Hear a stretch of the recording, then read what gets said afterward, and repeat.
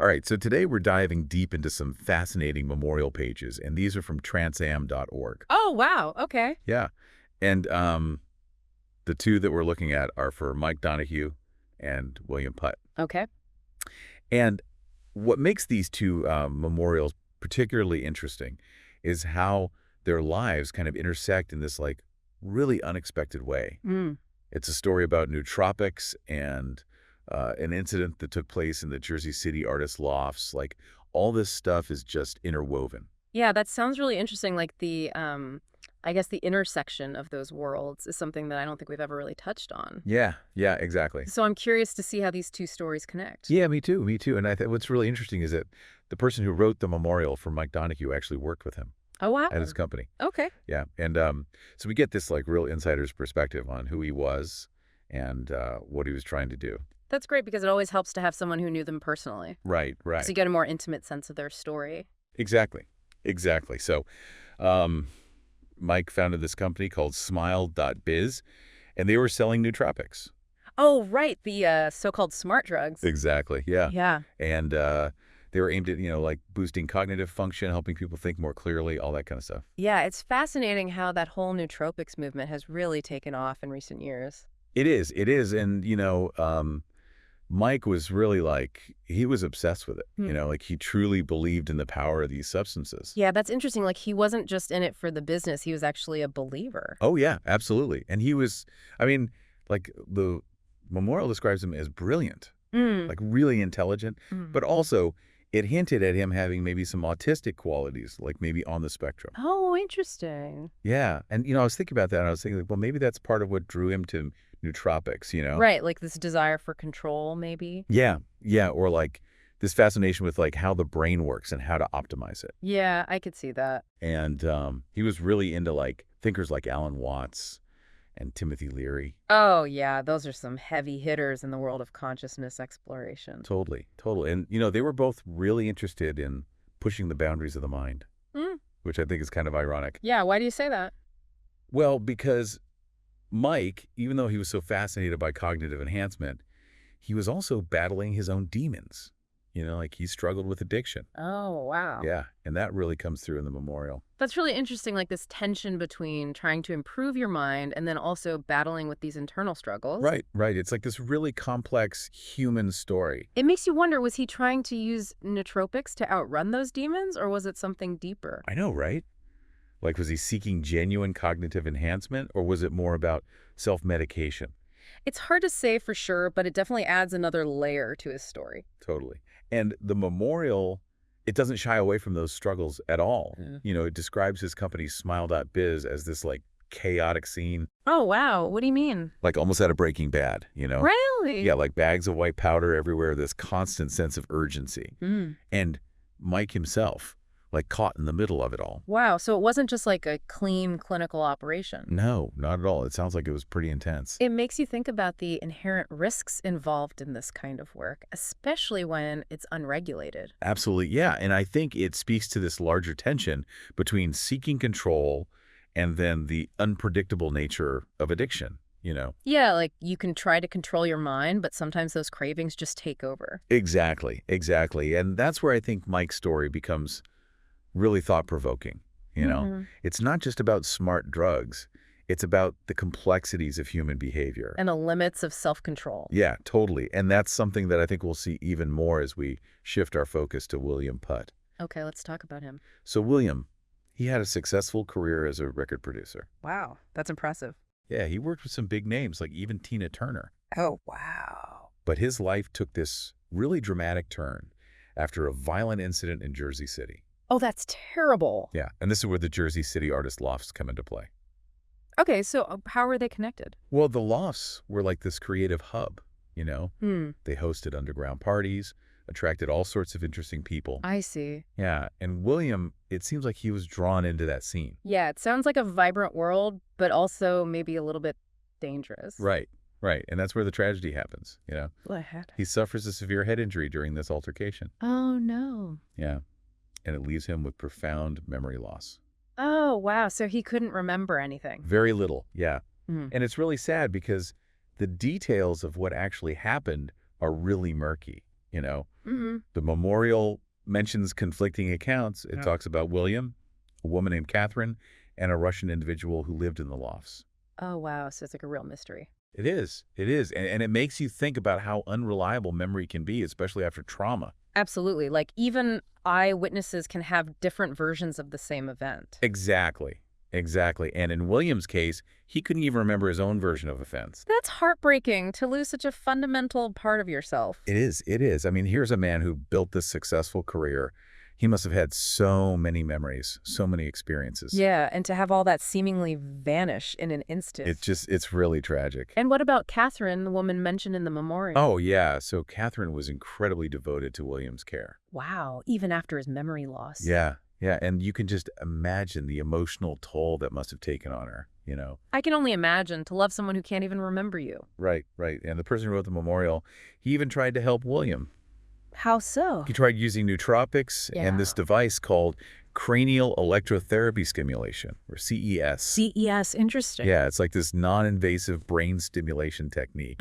And he was hoping to stimulate William's brain activity, maybe recover some of his memories. Exactly, exactly. That's really remarkable to go to those lengths to help someone. It is, it is. And I think it speaks to this deep human desire to heal, to restore what's been lost. Yeah, that makes sense. But it also highlights how much we still don't know about the brain, you know? Right, like even with these advanced technologies, there are limits to what we can do. Yeah, yeah. And in William's case, his memory remained elusive. So sad. It is.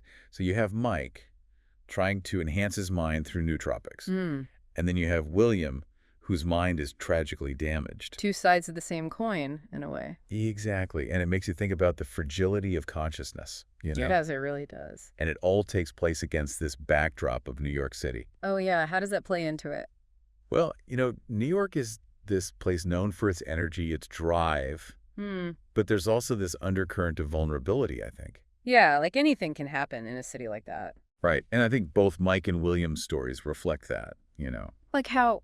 Well, Mike, despite all his efforts to control his mind, he succumbs to addiction. Right. And William, he achieves success, but then he's struck down by this random act of violence. It's a reminder that we're not always in control of our own destinies. Exactly, exactly. And that's what makes this deep dive so fascinating, I think. Yeah, I'm really intrigued to see where this goes. Yeah, me too. There's definitely more to uncover here.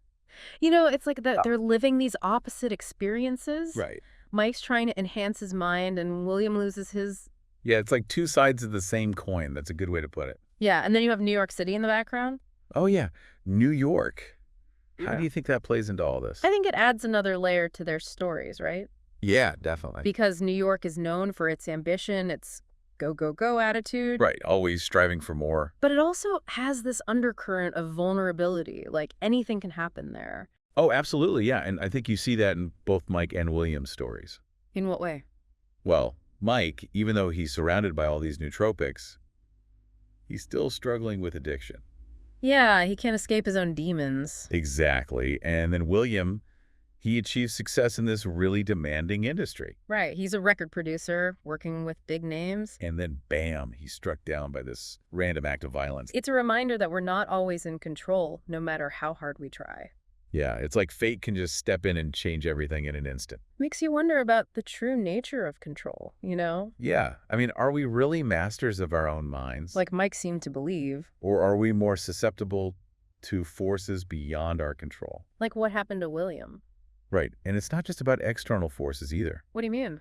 Well, look at Mike's story. It shows how our internal struggles, those inner demons, can sabotage our best intentions. Absolutely, yeah. It's like you can have all the knowledge, all the tools. But if you're battling addiction... You can derail everything. Yeah, and I think both Mike and William, in their own ways, Yeah.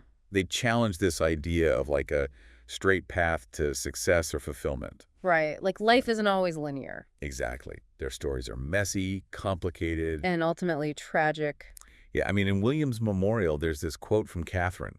Oh, who's Catherine again? She was a woman who was devoted to William's care, remember? Right, right. And she says, he was a brilliant light extinguished too soon. Oh, wow. That's heartbreaking. It is. It is. And it speaks to the sense of unfulfilled potential in both of their lives. Like they both had so much to offer. But their journeys were cut short in different ways. And it all happened in New York City, this place that's supposed to be full of opportunity. Right. But it's also a place where things can change in an instant. Like that vulnerability we were talking about. Exactly. And I think the mystery surrounding William's memory loss really underscores that. Oh, yeah. The conflicting accounts, the unreliable memories. It's like the truth itself is elusive. And maybe, like the narrator suggests, some things are best left buried. That's an interesting thought. Like maybe digging up the past can sometimes cause more pain than it's worth. Makes you think about the role of memory in shaping our identities, you know? Right. Like what happens when those memories are lost or fragmented? Who are we then? It's a profound question. It is. It is. And in William's case, Yeah. he loses not only his memories, but also his sense of self. His connection to the world. Exactly. And it's interesting because both Mike and William, in different ways, they highlight the importance of those connections, you know? Like how so? Well, Mike, even though he's focused on individual cognitive enhancement, Right. he still seeks connection through his work, his ideas, his relationships. Yeah, he's not just a lone wolf in a lab. Exactly. And then William, his work as a record producer. Yeah, it's all about collaboration, creativity. Right. And then because of his memory loss. He loses that ability to connect. Yeah, and I think it suggests that our humanity isn't just about our individual capabilities. It's also about our connections to others. Right, to the world around us. And maybe in a city like New York, those connections are even more important. Because it's so vast, so overwhelming. It's like you need those anchors to keep you grounded. Yeah, and those anchors, as we've seen in both Mike and William's stories, Yeah. they can be both beautiful and fragile. Capable of supporting us and pairing us apart. It makes you think about the balance between our individual ambitions. In our responsibilities to others. Right, like how do we pursue our own dreams while also nurturing those connections? That's a delicate balance. It is, Yeah. it is. And I'm not sure they're easy answers. No, but I think these stories give us a lot to think about. Definitely. And maybe by exploring these intertwined lives, Yeah. we can gain a deeper understanding of just how complex human existence really is. Absolutely. I mean, it's messy, it's unpredictable. But it's also full of these moments of beauty, connection, and resilience. And tragedy, too. Yeah, tragedy too, but I think there's something really powerful in acknowledging that full spectrum. In embracing the light and the darkness. Exactly. And I think that's what makes this deep dive so compelling. It's not just about finding answers. It's about asking the right questions. And sitting with the discomfort of not knowing. Yeah, and maybe even finding some solace in that uncertainty. I like that. Solace in uncertainty. So where do we go from here? Well, there's still more to uncover about William's story. Right, the mysteries surrounding that incident in the lofts. And the narrator's own involvement in trying to help him. Oh yeah, that's a whole other layer to this story. It is, and it's a fascinating one. It makes you think about the limits of our knowledge. And the power of compassion in the face of suffering. Exactly. Right. So let's continue our exploration and see what else we can learn from these intertwined lives. So we've got these two guys, right, Mike and William, and their stories are like intertwined in this really weird way. Yeah, it's like they're mirror images of each other in a way. Totally. One's obsessed with enhancing his mind. The other has this tragic loss of cognitive function. And then you've got the narrator who's trying to use nootropics to, like, fix everything. Right. Like he thinks he can just, use these substances to heal people. It's like he's trying to impose order on this chaotic situation. Yeah. Yeah, exactly. And I think it's especially apparent with William. Yeah, definitely. Like he's trying to use nootropics to bring back William's memories. And it doesn't work. It highlights the limits of what we know about the brain. Totally. And I think it's really interesting because the narrator, he's so deep into this world of nootropics. Right. He believes in their potential. Yeah, he thinks they can enhance cognition, maybe even heal the brain. And then he runs into William. And he's forced to confront this harsh reality that, like... Nootropics aren't a magic bullet. Exactly. It's a humbling realization. It is. It makes me think about all these promises of, like quick fixes and enhanced cognitive function.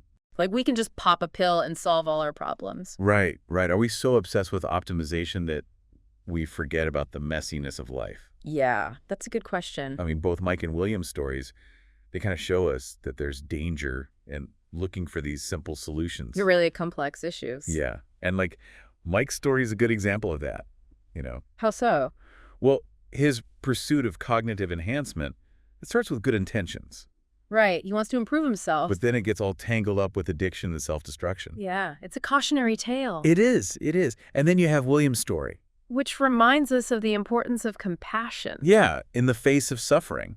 Like sometimes we can't fix things. And that's okay. It's about accepting what is and offering support. And the narrator, he learns that through his interactions with William. He has this big shift in perspective. Yeah, he realizes that healing isn't always about fixing what's broken. It's about acceptance and understanding.